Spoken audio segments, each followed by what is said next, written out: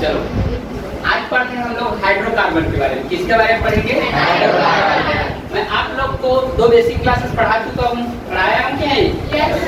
आज पढ़ते हैं हाइड्रोकार्बन के बारे में। हाइड्रोकार्बन किसे कहते हैं? तो हाइड्रोकार्बन को समझने से पहले एक छोटा सा मैं आपको बता रहा हूँ। LDS बोलते हैं, लेविस डॉट सिंबल। देखो सबसे पहले हम यहाँ पर मैं आप लोग को बता रहा हूँ ऑर्गेनिक केमिस्ट्री पढ़ रहे हैं हम लोग। क्या केमिस्ट्री पढ़ रहे हैं? Organic chemistry. मतलब यहाँ पर देखो ऑर्गेनिक केमिस्ट्री का अर्थ होता है जैसे कि हमारे पास कार्बनिक रसायन बोलते हैं। क्या बोलते हैं? कार्बनिक रसायन।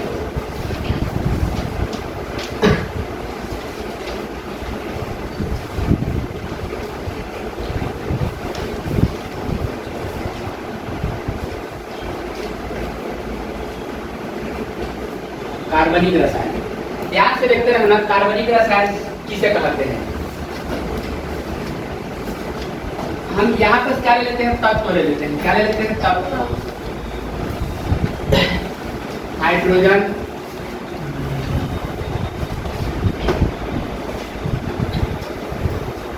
Oxygen, nitrogen, carbon, X। Hydrogen, oxygen, nitrogen, carbon, X।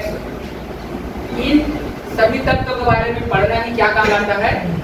Organic रसायन। कार्बनिक रसायन कहा जाता है। क्या रसायन बोलते हैं? कार्बनिक रसायन। ध्यान से देखते रहना। इसका हम क्या देखेंगे? ये LDS देखेंगे। क्या देखेंगे? LDS।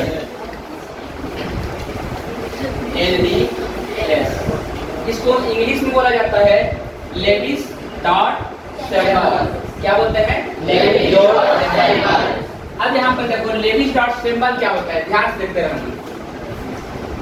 लेविस डॉट सिंबल किसी तत्व के 72 कक्षक में आयनिक इलेक्ट्रॉन की संख्या को ही क्या कहा जाता है?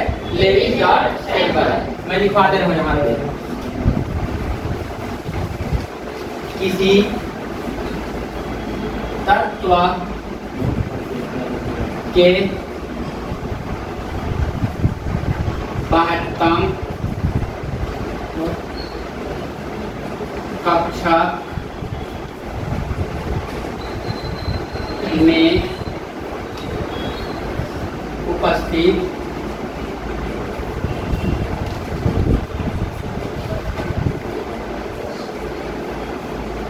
आयनिक इलेक्ट्रॉन की संख्या को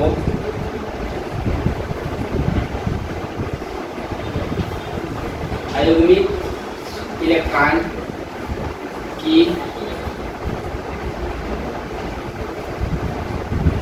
संख्या को LDS कहते हैं।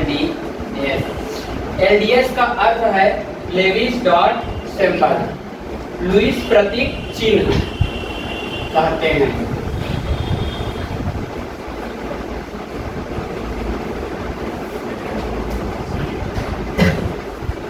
अब यहाँ पर मैं आप लोग को समझा दे रहा हूँ कि आयनिक इलेक्ट्रॉन क्या होता है और युग्मित इलेक्ट्रॉन क्या होता है।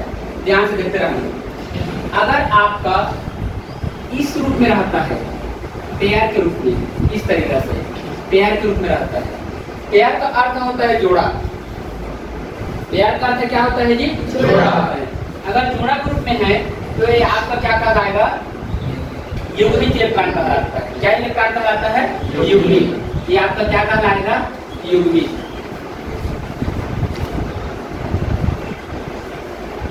और ये आपका अनपेयर के रूप में रहेगा इस तरीके से, तो ये क्या कहलाता है? आपका अयुग्मित।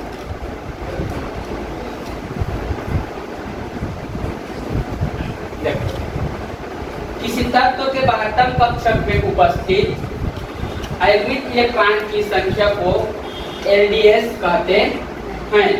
याद रखिए। तो हमारे पास देखो हाइड्रोजन में कितने होते हैं? 1 होता है। इसमें LDS कितना होता है? 1 होता है। इसके बाद तब कक्षक में कितने इलेक्ट्रॉन होते हैं? देखो ऑक्सीजन का 8 होता है। 8 को हम निकालेंगे 2 6 है कि नहीं है? तो कितना है हमारे पास? देखो इसका 1 2 3 4। सबसे पहले चारों में देखो चारों कोने में एक एक इलेक्ट्रॉन भरता है, उसके बाद क्या होने लगता है, युग्मन होने लगता है। तो मैं यहाँ पे रख देता हूँ और यहाँ पे हो गया। नाइट्रोजन का कितना होता है देख लो यहाँ पे, नाइट्रोजन का कितना होता है जी 7। तो 7 का कितना हो जाएगा हमारे पास 2 5, कितना हो जाएगा 2 और 5। तो यहाँ पास कितना हो जाएगा देखो 1 2 3 4। मैं क्या बोला था पहले, चारों में एक एक इलेक्ट्रॉन भरेगा, उसके बाद युग्मन होने लगता है। क्या होने लगता है, युग्मन। तो यहाँ पास क्या हो जाएगा ये युग्मन। अब यहाँ पास कार्बन में कितने होते हैं, 4 होते हैं, महत्तम तक सकते हैं। तो 1 2 3 4 और एक्स। अब यहाँ पास मैं आप लोग को थोड़ा कुछ बताना चाहता हूँ, ध्यान से देखते रहना। एक्स समूह मतलब होता है हमारे पास 8। देखो 17वें वर्ग में कितने तत्व आते हैं, कौन सा वर्ग, 17वें वर्ग। इसको हाइड्रोजन बोला जाता है। एक्स को क्या बोलते हैं जी, एक्स को हाइड्रोजन परिवार, हाइड्रोजन, इसको क्या बोलते हैं, हाइड्रोजन, याद रखना। तो एक्स की जगह में हम क्या क्या लिख सकते हैं बता दे रहा हूँ। फ्लोरीन लिख सकते हो आप, या क्लोरीन लिख सकते हो, या ब्रोमीन लिख सकते हो, या तो आयोडीन लिख सकते हो। क्या लिख सकते हो, आयोडीन। एस्टिडीन को नहीं लिखा जाता है। किसको नहीं लिखा जाता है, एस्टिडीन को। याद रख पाओगे कि रख पाओगे, रख लोगे ना। चलो देखते हैं। तो एक्स मतलब समझ रहे हो ना, फ्लोरीन भी हो सकता है, क्लोरीन भी हो सकता है, ब्रोमीन भी हो सकता है और आयोडीन भी हो सकता है। ये पांचों में कोई से भी तत्व हो सकता है। समझ में आ रहा है ना। चलो हम देखते हैं। तो इसके वैलेंस से भी कितने होते हैं, जैसे कि फ्लोरीन है, फ्लोरीन का परमाणु क्रमांक 9। तो हमारे पास 2 और कितना हो जाएगा यहाँ पे 7। तो सबसे पहले मैं आप लोग को बताया हूँ, चारों कोने में एक एक इलेक्ट्रॉन क्या होगा, भरेगा। उसके बाद क्या होने लगता है, उसके बाद युग्मन होने लगता है। क्या होने लगता है, युग्मन। तो हमारे पास कितना हो जाएगा 1 2 3 4 5 6 7 हो गया। अब यहाँ पर देखो हम क्या ज्ञात कर रहे हैं, एलडीएस निकाल रहे हैं। तो एलडीएस हमारे पास क्या है, देखो एलडीएस किसे कहते हैं, पहले परिभाषा समझो, उसके बाद अपने आप निकाल सको। कोई सा भी तत्व है सबका एलडीएस निकाल सकते हो। लेविस डॉट सिंबल देखो, किसी तत्व के महत्तम कक्षक में उपस्थित आयनिक इलेक्ट्रॉन की संख्या को ही क्या कहा जाता है, एलडीएस कहते हैं। तो आयनिक इलेक्ट्रॉन देखो कैसे रहता है, अगर एक ग्रुप में रहेगा तो आयनिक इलेक्ट्रॉन कहलाएगा। हाइड्रोजन में कितना है, तो इसका आयनिक इलेक्ट्रॉन कितना हो जाएगा, और इसमें कितना है जी 2, इसका 2 हो जाएगा। इसमें कितने हैं, इसका 3 हो जाएगा, और इसमें कितने हैं 1। समझ में आ गया, दिक्कत तो नहीं है ना कहीं, नहीं। चलो देखते हैं आगे। अब यहाँ पास ये बंध कैसे बनाता है, ध्यान से देखते हैं।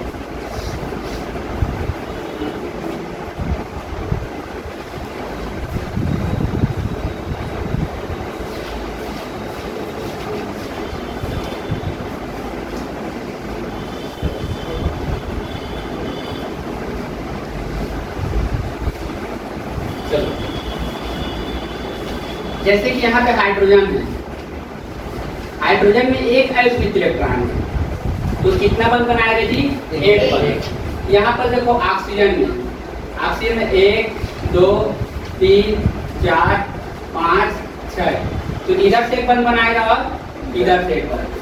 नाइट्रोजन को देखो क्या है, नाइट्रोजन 1 2 3 4 5, इधर एक बंध, इधर एक बंध, इधर एक बंध।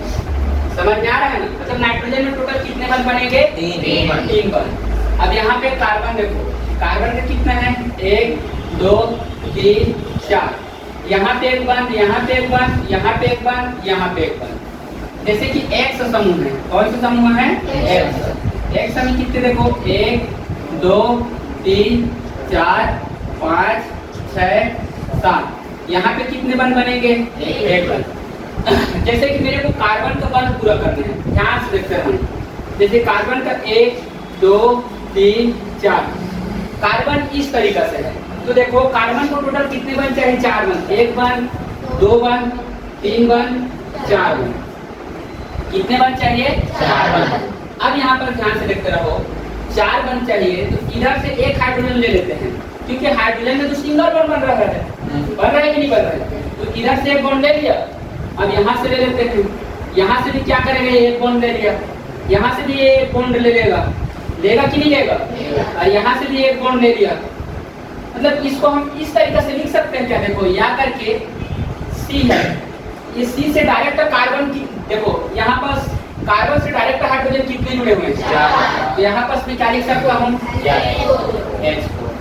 मतलब यहाँ पे एक कार्बन है कि नहीं है, तो एक कार्बन है तो इसको हम क्या बोलते हैं, मेन, और सिंगल बॉन्ड से जुड़े हुए हैं सब, तो क्या जुड़ जाएगा, मैं अगले वीडियो में बताया था ना आप लोग को इसी नाम में कि नहीं बताया, हाँ उस वीडियो को जाकर के देख लेना अगर नहीं देखे हो तो, समझ में आ रहा है ना।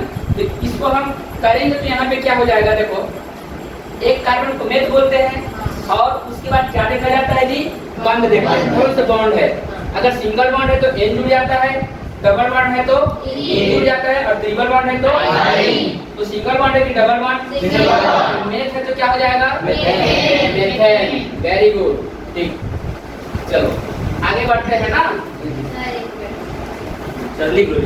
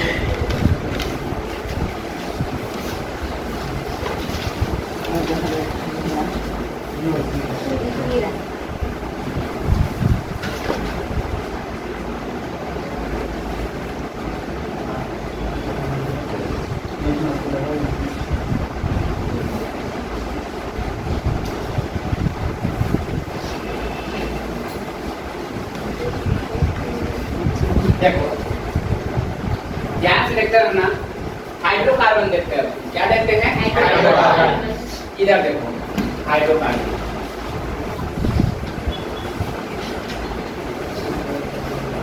हाइड्रो प्लस कार्बन से मिलकर के क्या बनता है जी, हाइड्रोकार्बन।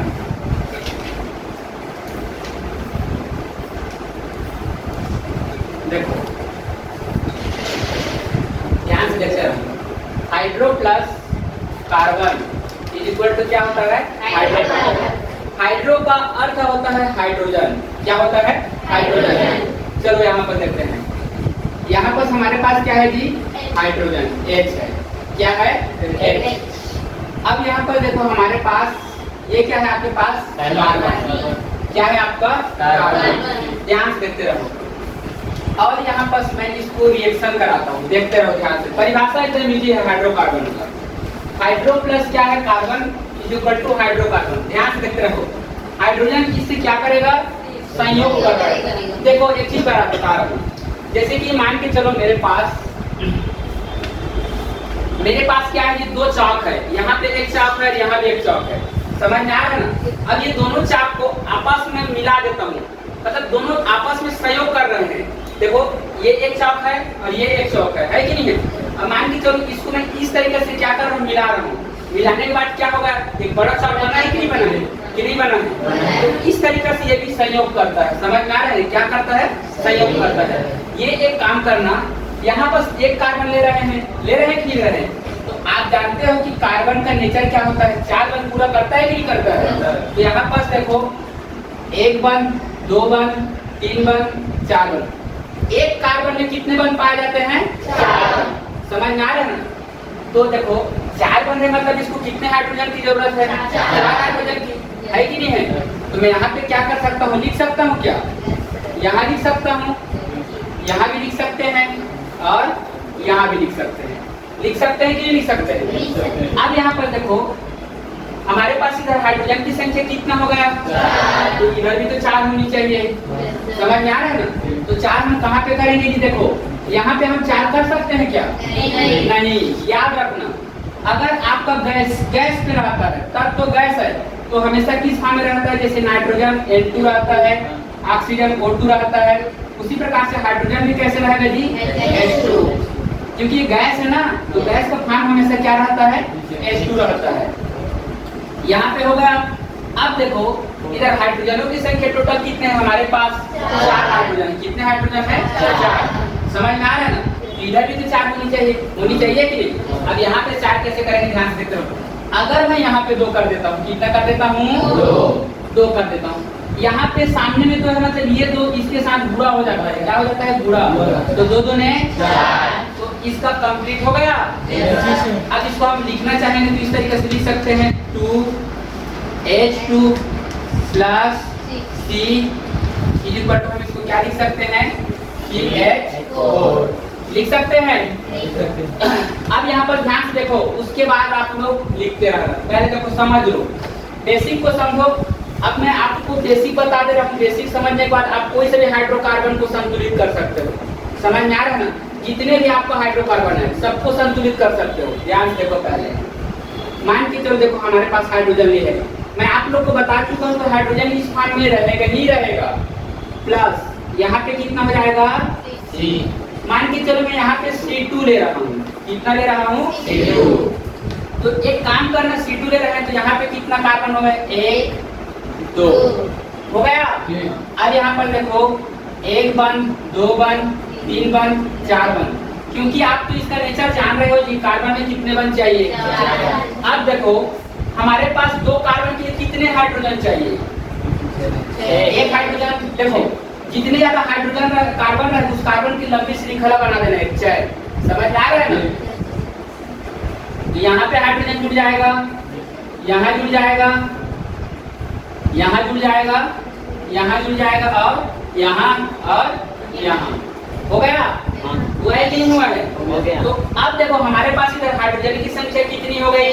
6। तो इधर भी 6 होनी चाहिए ना? मैं क्या बोला था, यहाँ से यहाँ वाले संख्या के साथ क्या होता है? तो यहाँ पे मैं 3 कर दूंगा क्या? 3 दूने 6। अब बताओ क्या संतुलित है? अब इसको हम इस तरीके से लिख सकते हैं 3H2 प्लस C2 रिएक्शन के साथ हमारे पास क्या बच जाएगा? C2H। देखो हाइड्रोजनों की संख्या 6। इस तरीके से लिख सकते हैं। देखो ध्यान से सुनते रहना, कहाँ पे थोड़ा सा देखो, अगर अच्छा से सीखना चाहते हैं तो पहले कॉन्सेप्ट से क्लियर करो। कॉन्सेप्ट समझ में आ रहा है? जब तक आपका कॉन्सेप्ट क्लियर नहीं है, आप कोई से भी एग्जामिनेशन को क्रैक नहीं कर पाओगे। समझ में आ रहा है ना? चलो आप अभी 10th क्लास में तो आप कुछ होने वाला नहीं है। जैसे 10th से पार हो गए 11th 12th से, तो 11th 12th में आओगे तो बहुत सारे कंपटीशन एग्जाम के बारे में आप लोग को मालूम होगा, और उस लेवल के लायक नहीं पढ़े रहोगे तो कॉलेज स्तर में जाने के बाद आप लोग कंपटीशन एग्जाम फाइट करोगे तो उस समय आपको बहुत दिक्कतें आएंगी। इसलिए सबसे पहले कॉन्सेप्ट तक क्लियर करो। अगर कॉन्सेप्ट तक क्लियर है तो आप कहीं क्वेश्चन क्या कर सकते हो? सॉल्व कर सकते हो। समझ आ रहा है ना? तो कॉन्सेप्ट बहुत जरूरी है कि नहीं है? चलो देखते हैं, ध्यान से देखो। जब ये 1 कार्बन था तो हमारे पास कितने हाइड्रोजन था जी? 4। जब ये 2 कार्बन हुआ तो हमारे पास कितने हाइड्रोजन हुए? कितने की संख्या बढ़ रहा है? 2 का बढ़ रहा है कि नहीं बढ़ रहा है? और इधर कितने होते जा रहे हैं? यहाँ 2 है तो यहाँ कितना हो गया? उसी प्रकार से मैं H2 ले लूंगा और यहाँ पे C2, तो यहाँ पर ध्यान से देखते रहो, यहाँ पे कितना हो जाएगा? C3 ले लेते हैं। कितना ले लेते हैं? C3। तो यहाँ पे कितना हो जाएगा? C3। तो यहाँ पे 2 संख्या बढ़ रहा है कि नहीं? तो देखो यहाँ पे सबसे पहले 1 कार्बन में 4 हाइड्रोजन है और 2 कार्बन में 6 हाइड्रोजन है कि नहीं है? तो कितना बढ़ गया? यहाँ पे 2 बढ़ा है ना? यहाँ पे 1 कार्बन बढ़ा है तो यहाँ भी 2 क्या हो जाएगा? तो यहाँ पे कितना हो जाएगा? 8। समझ रहे हो? तो इधर भी देखो यहाँ पे 2 है, 2 से कितना हुआ? 3 से कितना हो जाएगा? 4। यहाँ जितने कार्बन रहेगा उससे एक क्या रहता है? हमेशा ज्यादा रहता है। समझ गए ना? जैसे एक और देख लेते हैं, यहाँ पे ध्यान से देखते रहो। जैसे कि यहाँ पर हमारे पास कितना है? H2 प्लस C4 है कि नहीं है? अब यहाँ पर कार्बनों की संख्या हमारे पास कितना है? 4। कार्बन की संख्या 4 है तो हाइड्रोजन यहाँ पे 3 थे तो 8 था, तो उधर कितना हो जाएगा 10। तो हाइड्रोजनों की संख्या कितना होगा 10। और यहाँ पे कितना हो जाएगा 5। इस कार्बन से एक क्या होता है, तो यहाँ पे कितना हो जाएगा 5। हो गया। किसको किसको समझ में नहीं आया बताओ, नहीं है पहले मेरा अच्छा जो है क्या बोलता हूँ क्या नहीं बोलता उसको पहले देख लिया करो, समझ में आया था। और जबरदस्ती बोल देते मेरे को नहीं आया। चलो नोट करो, चलो पहले सबसे पहले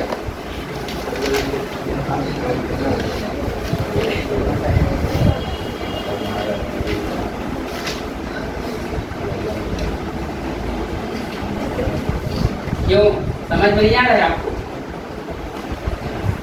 अच्छा से बोलो ना। आ रहा है।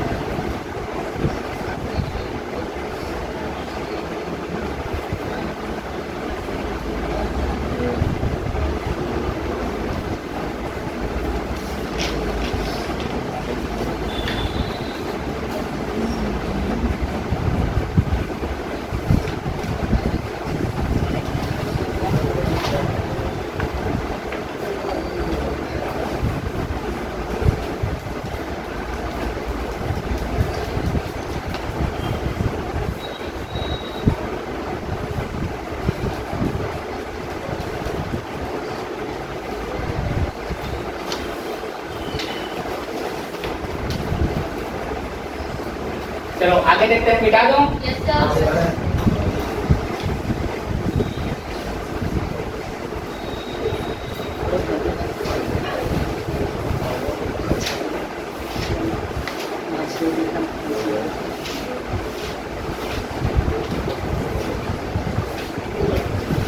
अब हम देखते हैं हाइड्रोकार्बन के प्रकार देखते हैं। क्या देखते हैं जी? हाइड्रोकार्बन के प्रकार।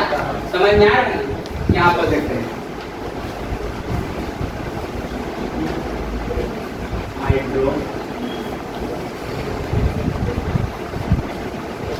कार्बन का प्रकार।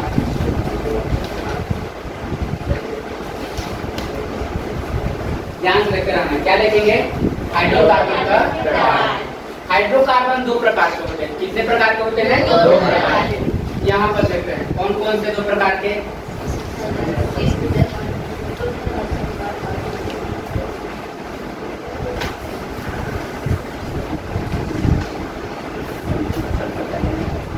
एक होता है आपका संतृप्त हाइड्रोकार्बन और एक होता है आपका असंतृप्त हाइड्रोकार्बन।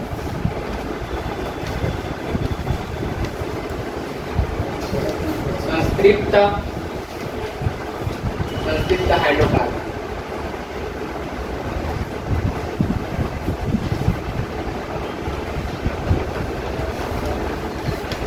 और एक होता है असंतृप्त हाइड्रोकार्बन।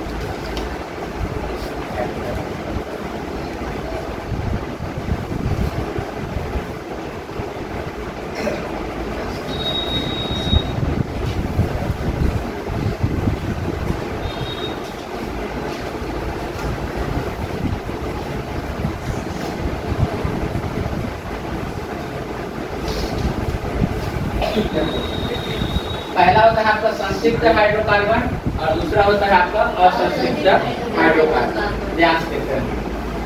अब यहाँ पर देखो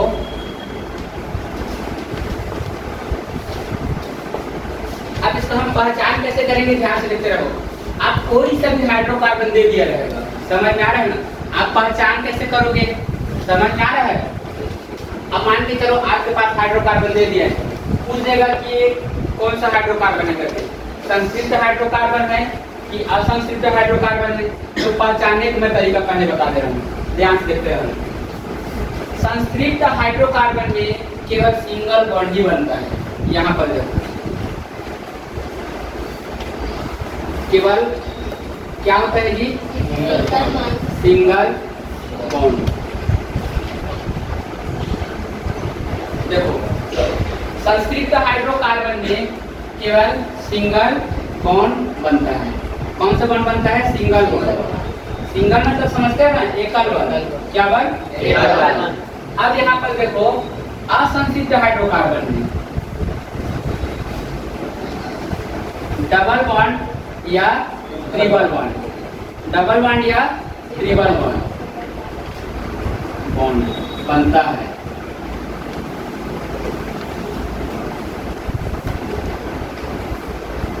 देखो ध्यान से देखते रहना। देखो अब इसका हम परिभाषा कैसे देंगे, ध्यान से देखते रहना। वे कार्बन परमाणु जो केवल सिंगल बॉन्ड के साथ जुड़े हुए होते हैं क्या कहलाता है? संतृप्त हाइड्रोकार्बन। कैसे लिखोगे जी? वे कार्बन परमाणु जो केवल सिंगल बॉन्ड के साथ ही जुड़े हुए होते हैं क्या कहलाता है? संतृप्त हाइड्रोकार्बन। चलो परिभाषा लिख लेते हैं। वे कार्बन परमाणु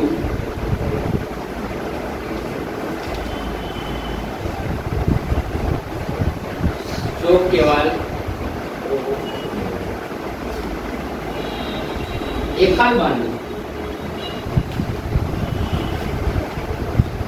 एकल बंध से जुड़े होते हैं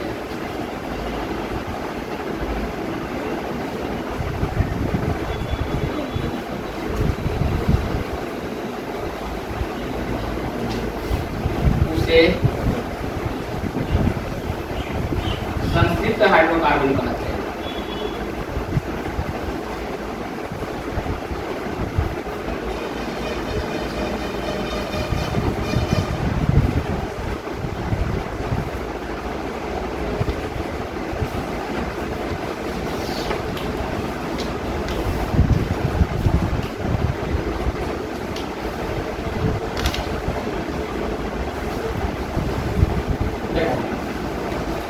वे कार्बन परमाणु जो केवल एकल बंध से जुड़े होते हैं उसे संतृप्त हाइड्रोकार्बन कहते हैं।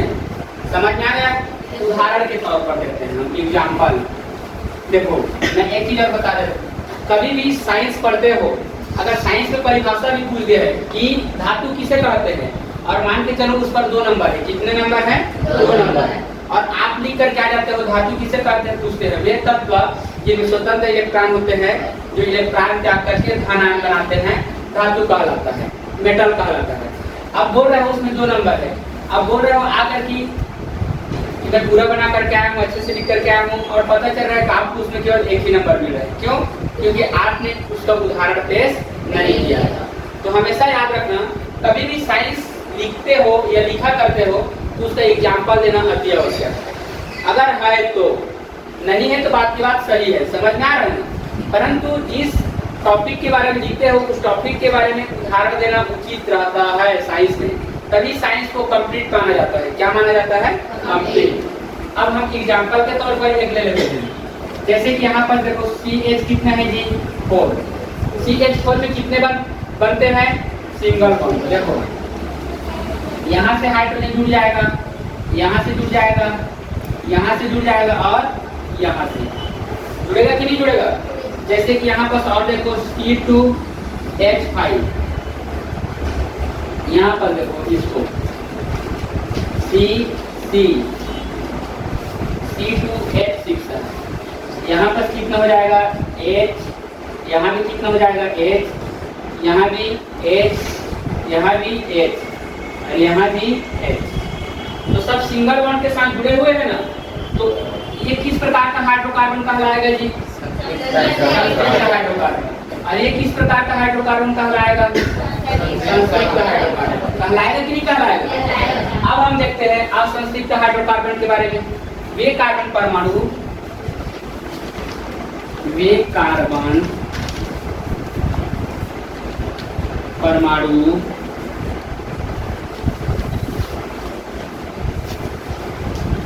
कार्बन परमाणु जो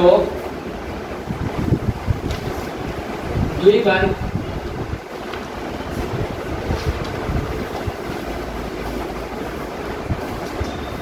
द्विबंध तथा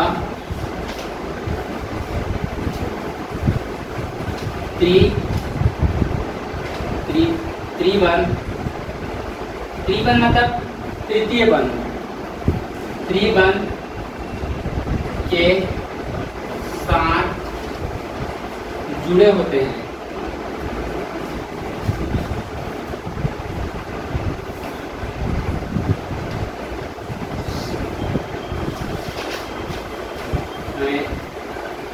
उसे असंतृप्त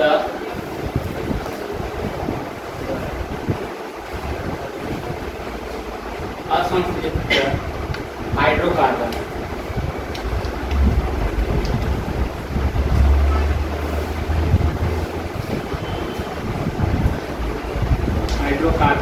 कहते हैं।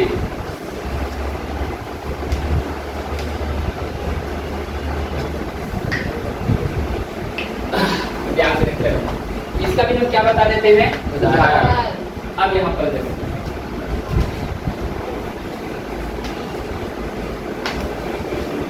उदाहरण ध्यान से देखते रहना। उदाहरण हमारे पास क्या हो जाएगा, C2H4 क्या हो जाएगा, C2H4। अब यहाँ पर इसका संरचना बना देते हैं। C देखो यहाँ पर C एक हाइड्रोजन, दो हाइड्रोजन, तीन हाइड्रोजन, चार हाइड्रोजन हो गया।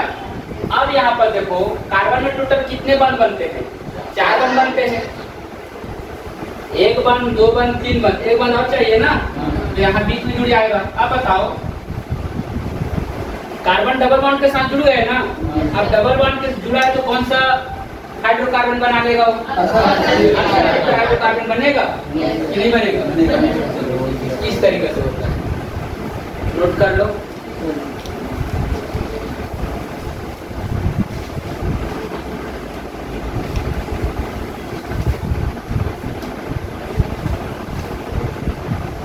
अच्छा बैठो, अच्छा से।